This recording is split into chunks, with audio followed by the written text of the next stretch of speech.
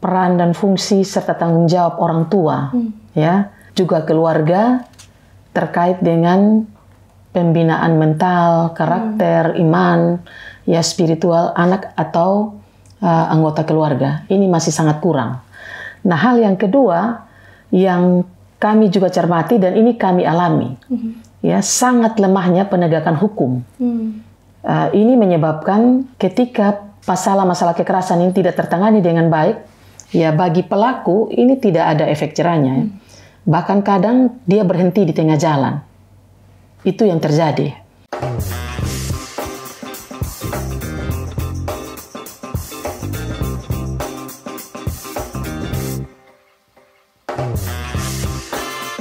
Community Development Bethesda Podcast.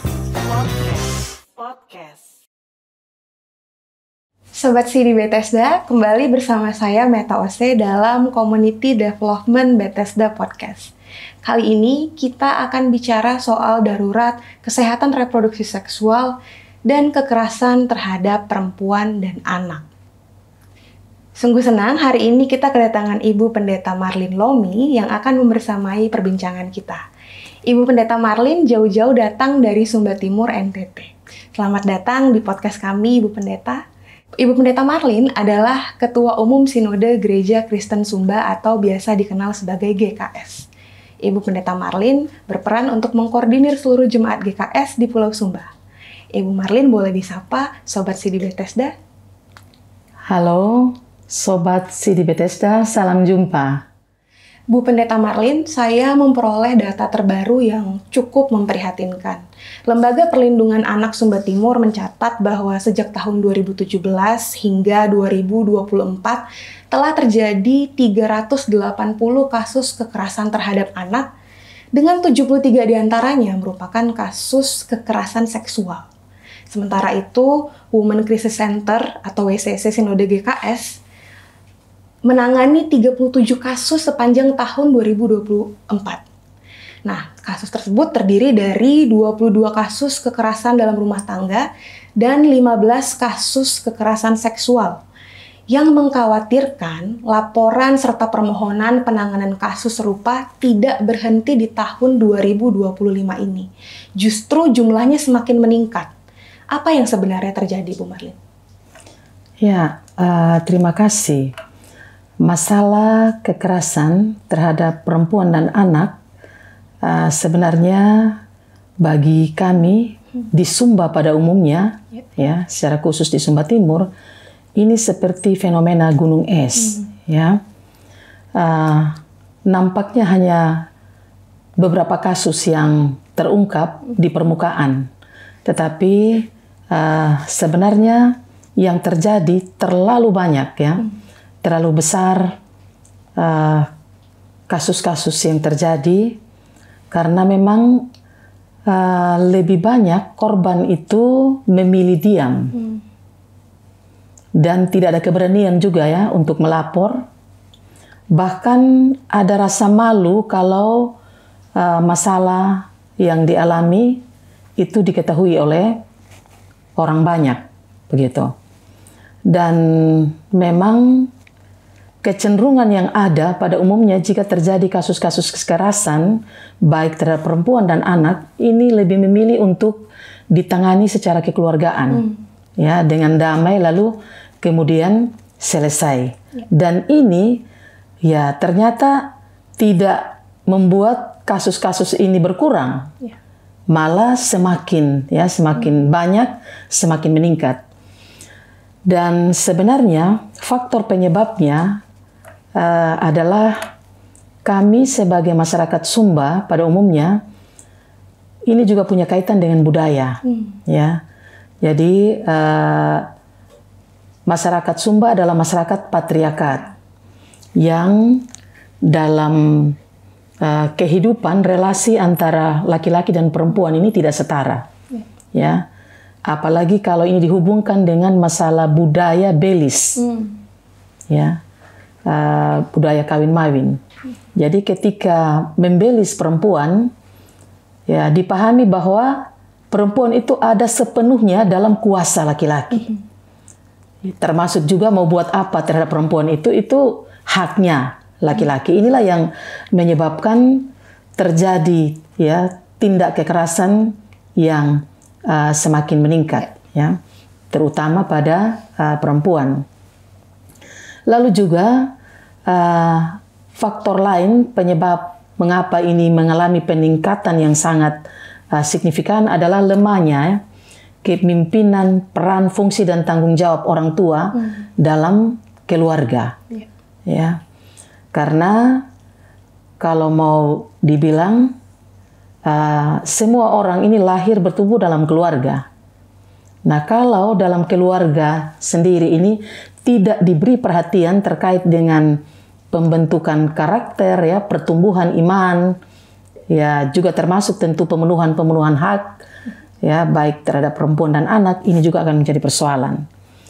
Lalu juga ada dampak atau pengaruh dari lingkungan sosial, ya, lingkungan sosial masyarakat, termasuk di dalamnya perkembangan teknologi, ya, digital saat ini yang memang sangat-sangat menggelisahkan, ya, menakutkan bahkan, ya, mengkhawatirkan, karena lebih banyak memberi pengaruh negatif, ya, bagi masyarakat. Bahkan juga ini punya hubungan dengan perubahan pola hidup dan gaya hidup, ya. Contoh misalnya banyak tayangan ya melalui HP Android yang memang tidak bisa disensor, tidak bisa ya dikendalikan oleh orang tua keluarga ya. Itu dan dapat dilihat oleh semua anak dengan bebas, begitu. Nah, termasuk juga peran dan fungsi lembaga agama, gereja, lembaga budaya yang sebenarnya kita pahami sebagai peletak landasan ajaran-ajaran dan nilai iman, moral, spiritual, etika bagi masyarakat yang sekarang ini sesungguhnya mengalami degradasi. Ya, itu kondisi sekarang ini yang memang kita hadapi. Jadi tidak terjadi dengan begitu saja. Ya, jadi sangat menarik ketika Ibu Marlin tadi menjelaskan bahwa fenomena kasus kekerasan terhadap anak dan perempuan di Sumba itu seperti fenomena gunung es, ya. Kita juga ketika berbicara tentang kekerasan terhadap perempuan dan anak tidak bisa lepas dari pembicaraan tentang kesehatan reproduksi dan seksual. Seberapa mendesak sebenarnya isu kesehatan reproduksi dan seksual untuk segera ditanggapi, terutama bagi generasi muda? Nah, jadi bagaimana urgensinya bagi saudara-saudara kita juga yang menyandang disabilitas? Baik, terkait dengan seberapa urgennya ya menghadapi masalah kesehatan reproduksi seksual bagi generasi muda dan juga bagi saudara-saudara kita penyandang disabilitas, ya tentu kita memahami bahwa masalah ini adalah masalah yang serius, masalah yang harus mendapat perhatian dari semua pihak, baik itu orang tua, keluarga, warga gereja, masyarakat, ya, pemerintah, juga LSM pemerhati ya, perempuan dan anak. Nah, sebelumnya memang kalau berbicara terkait dengan kesehatan reproduksi seksual, bagi kami di Sumba dan nampaknya juga sebenarnya pada umumnya ya, ini dianggap sebagai sesuatu yang tabu. Ya, apalagi berhubungan dengan organ-organ seksual ya. Nah, dalam masyarakat Sumba dan keluarga ini berbicara tentang ini, memberi pemahaman, mengenalkan kepada anak, ini tidak tidak dengan sadar itu dilakukan, karena memang bagi sebagian besar orang tua merasa bahwa ini tidak pantas ya membicarakan itu ya. Padahal sebenarnya pendidikan seksual itu termasuk juga terkait dengan reproduksi itu harus menjadi sesuatu yang sejak dini diperkenalkan ya kepada anak-anak, supaya apa? Supaya mereka juga bisa mengenali diri mereka, tubuh mereka, ya bagaimana menjaga ya. Bahkan termasuk juga di dalamnya mencegah ya ancaman-ancaman yang mungkin saja bisa terjadi bagi anak-anak kita.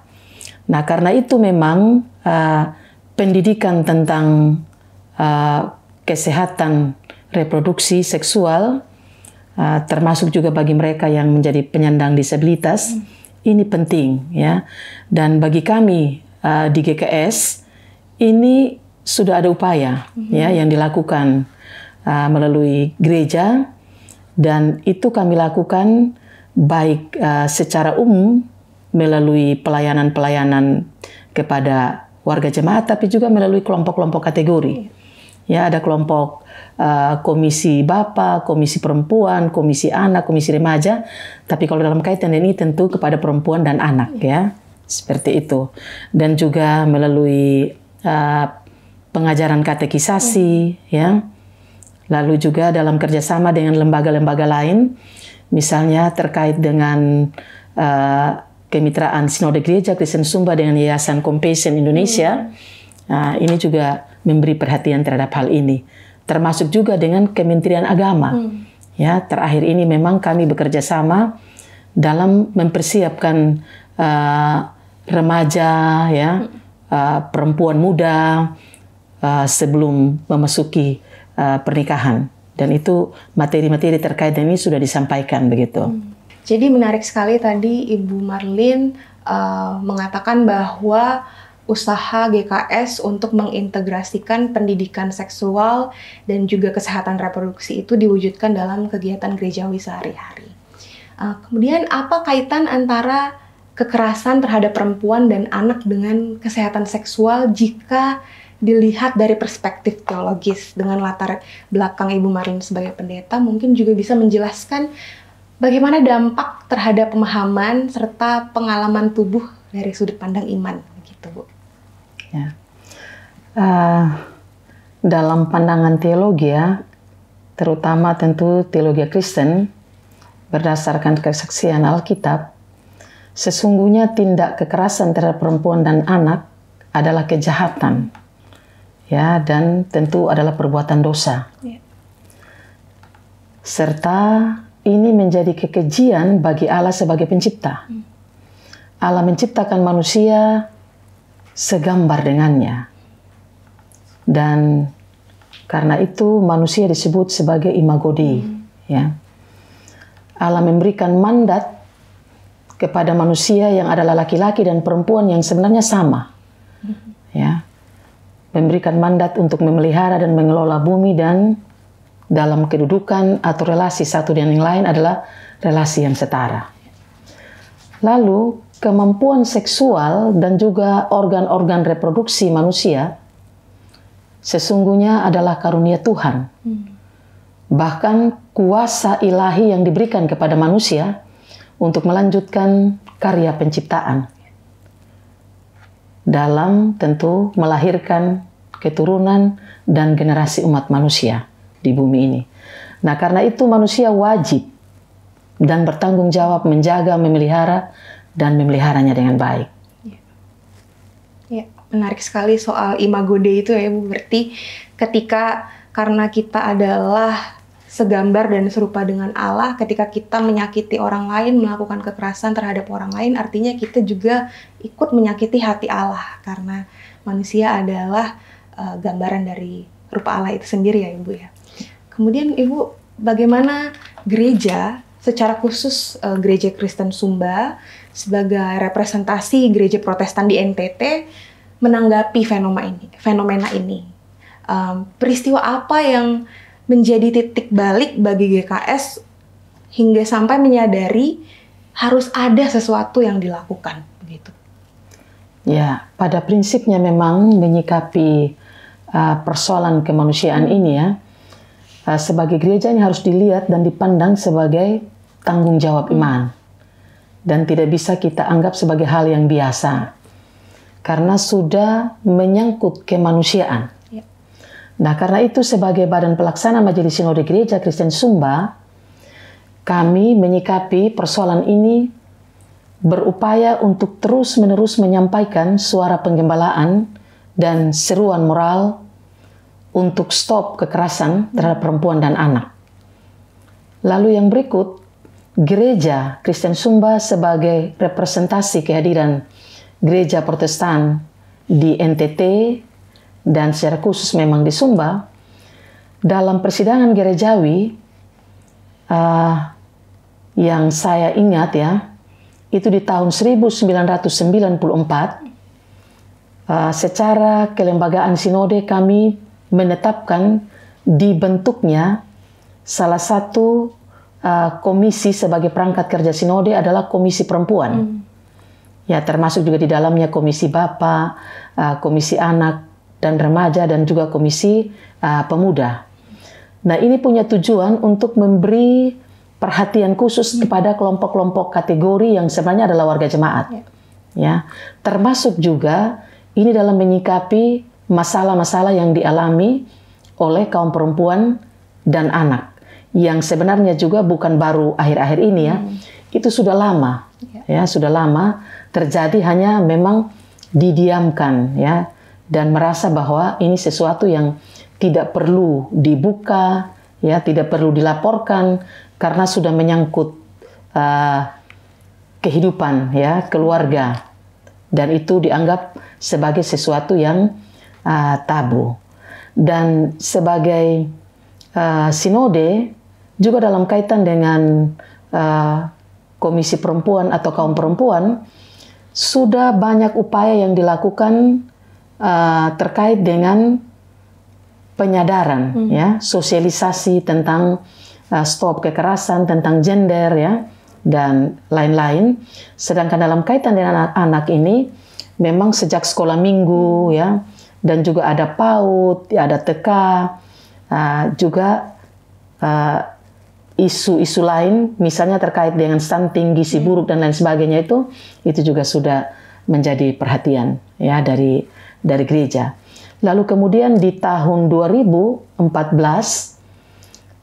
mencermati semakin meningkatnya kasus kekerasan terhadap perempuan, termasuk juga anak, maka secara kelembagaan sinode kami membentuk atau disetujui berdirinya salah satu lembaga yang memberi perhatian khusus, yaitu yang namanya Women Crisis Center, WCC Pandulangu-Angu, ya. Itu sejak tahun 2014 dan sampai sekarang, ya, telah menangani kasus-kasus kekerasan terhadap perempuan, termasuk juga anak, dan bahkan yang lebih memprihatinkan adalah kasus-kasus kekerasan incest, ya, yang terjadi dalam keluarga. Pelakunya adalah bapak kandung, ya, opa, saudara kandung, orang-orang terdekat. Jadi rumah dan keluarga tidak lagi menjadi tempat yang aman, ya, bagi anggota keluarga, begitu. Dan memang ya kami berharap dalam penanganan kasus pendampingan dari WCC ini ke depan sebagai sinode, ya jika memang ini memungkinkan, adalah juga lebih baik itu secara sinode punya rumah aman, ya, sehingga penanganan kasus tidak hanya didampingi lalu selesai, ya tidak ada tindak lanjutnya, tapi pasca penanganan paling tidak ada pendampingan khusus bagi para korban, ya, terutama dalam segi keamanan mereka. Cukup komprehensif ya berarti Ibu untuk usaha penanganan kasus kekerasan di tubuh Gereja Kristen Sumba itu sendiri. Tapi ya, saya yakin itu juga pasti tidak lepas dari tantangan-tantangannya. Nah, kemudian tantangan apa saja yang perlu kita hadapi bersama? Artinya sebagai gereja, sebagai bagian dari masyarakat, sebagai bagian dari keluarga dalam upaya mengatasi persoalan ini. Ya, ada beberapa tantangan memang ya yang kami hadapi di Sumba pada umumnya, termasuk juga oleh Gereja Kristen Sumba. Nah, memang yang kami amati adalah masih kurangnya ya kesadaran dan perhatian upaya peran dan fungsi serta tanggung jawab orang tua, ya, juga keluarga terkait dengan pembinaan mental, karakter, iman, ya spiritual anak atau anggota keluarga. Ini masih sangat kurang. Nah, hal yang kedua yang kami juga cermati dan ini kami alami, ya sangat lemahnya penegakan hukum. Maksudnya hukum yang berkeadilan dan berpihak pada korban, ya. Dan ini menyebabkan ketika masalah-masalah kekerasan ini tidak tertangani dengan baik, ya bagi pelaku ini tidak ada efek jerahnya. Ya. Bahkan kadang dia berhenti di tengah jalan. Itu yang terjadi. Ya mungkin juga karena secara kelembagaan sinode kami belum ada lembaga bantuan hukum. Begitu. Ya. Artinya memang harus ada peran dari berbagai pihak ya Ibu ya. Nah kemudian ketika kita berbicara soal aspek budaya, hukum, sistem sosial, kita melihat bahwa masih banyak ruang kosong yang menanti untuk diisi dalam usaha penanganan kasus kekerasan ini. Nah menurut Ibu sendiri, siapa yang perannya paling penting dalam usaha ini? Ya, sebenarnya menyikapi masalah kekerasan terhadap perempuan dan anak, termasuk juga tadi yang kesehatan reproduksi dan seksual, ini tidak hanya menjadi tanggung jawab salah satu pihak saja, ya.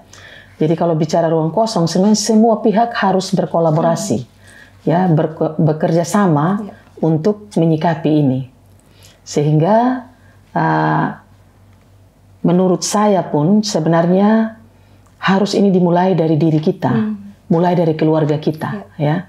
Karena kalau hal ini tidak menjadi perhatian kita dan kita tidak merasa bahwa ini menjadi masalah dan pergumulan serius yang disikapi bersama, saya yakin apa yang menjadi harapan kita tidak bisa tercapai, ya.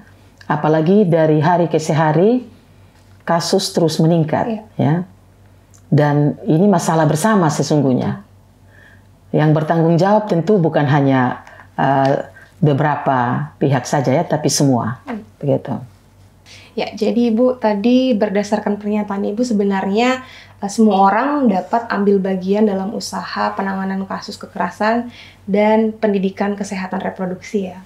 Nah, kemudian apa inspirasi yang dapat Ibu berikan kepada pendengar Sobat Sidi Bethesda dan bagi kita semua sehingga anak muda itu lebih punya kesadaran akan pentingnya menjaga kesehatan reproduksi dan mencegah kekerasan terhadap perempuan dan anak. Jadi apa yang paling efektif yang bisa Ibu bagikan?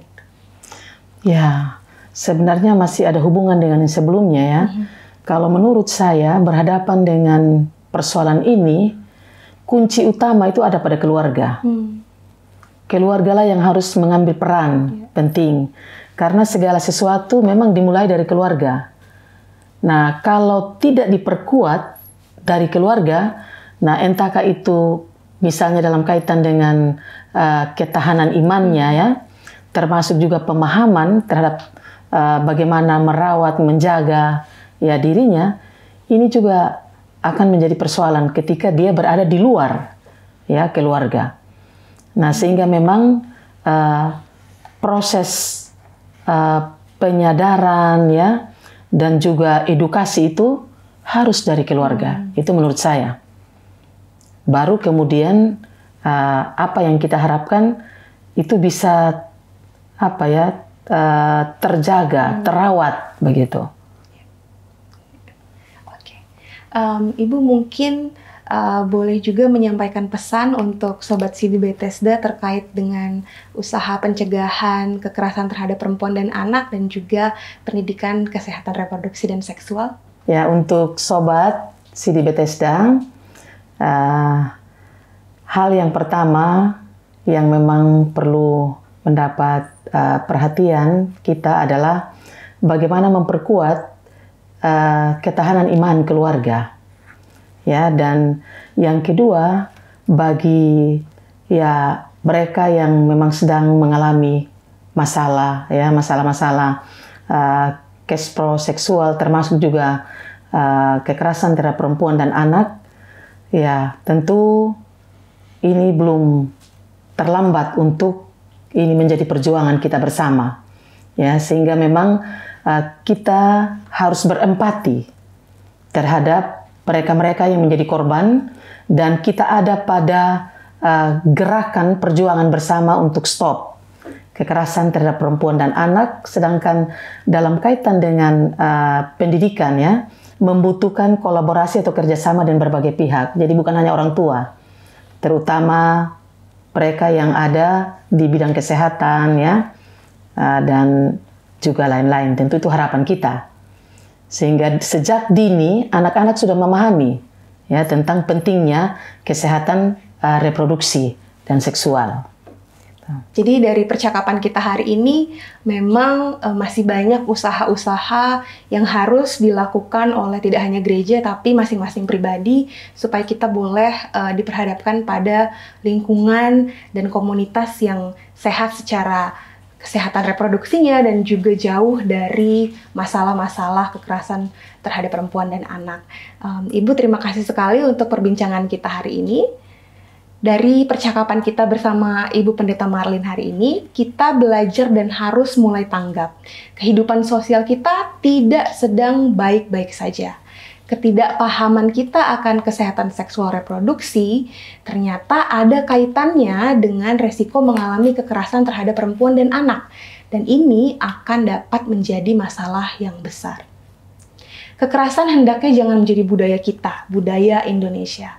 Dan kita, gereja, lembaga sosial masyarakat, dan terlebih keluarga harus menjadi garda terdepan mengatasi dan mencegahnya. Tidak harus tunggu besok, tapi sekarang juga, saat ini juga. Terima kasih Ibu Pendeta Marlin yang sudah menginspirasi kami semua. Selamat melanjutkan pelayanan Ibu bersama seluruh rekan di GKS dan masyarakat Sumba. Sama-sama. Terima kasih untuk seluruh Sobat CD Bethesda yang setia mengikuti perbincangan podcast ini. Jangan lupa untuk like, komen, dan subscribe YouTube channel CD Bethesda. Kita akan bertemu kembali di Community Development Bethesda Podcast yang akan datang. Salam sehat, Stop kekerasan terhadap perempuan dan anak.